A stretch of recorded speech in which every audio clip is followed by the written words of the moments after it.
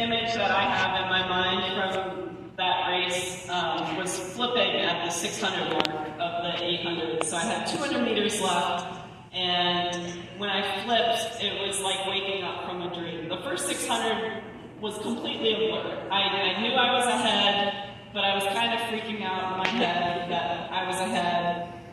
But I flipped at the 200 mark, and I said to myself, I have 200 meters left.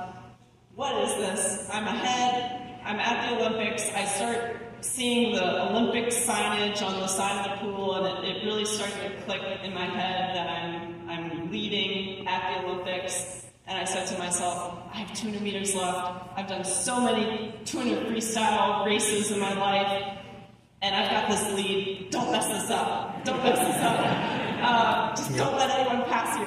So I just kind of had this voice in my head the whole last 200 meters until I touched the wall, and at that point, things became a blur again for maybe 20 minutes. Understandable. Has it changed for you? Because you were in Paris just a couple of months ago. Does your feeling when you finish at the Olympics, has it changed since your first Olympics? I think so. I think a little bit. I think it has and it hasn't. I think there's still the same joy, and it definitely doesn't get old winning a gold medal. I mean, no, it doesn't. No, I say that. I mean, people ask me that. Does it ever get old? And it really doesn't. It feels like the first time sometimes when I touch the wall, and the excitement that I feel, the sharing of that moment with my family and my friends, and seeing them in the stands and their reactions, that always hits me pretty hard, and it just is kind of an emotional moment for everyone.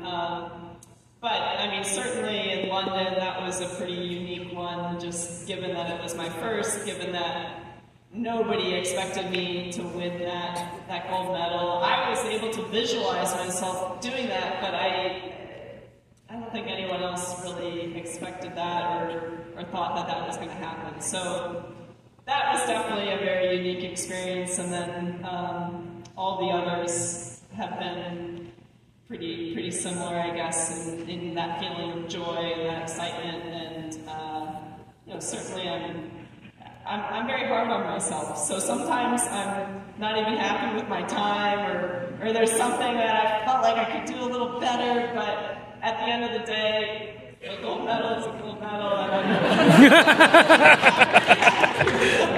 usually it's a t-shirt. At the end of the day, gold medal is a gold medal.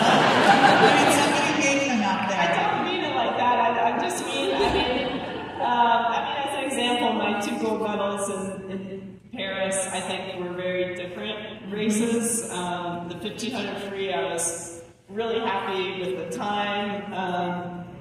You can see me after the race. I was just ecstatic about the time. I felt like it matched how the race felt, and I just felt like it came together pretty well. And then the 800 free, I touched the wall, and it was more of a sense of relief. I wasn't as excited about the time. It wasn't a really great time in my head, but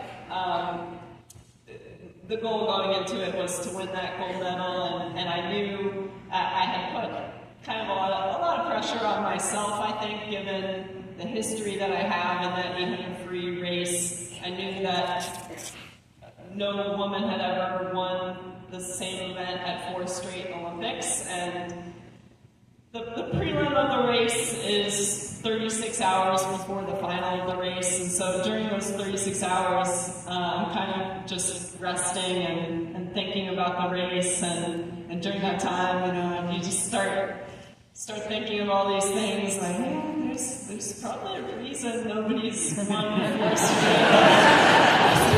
It's pretty darn hard.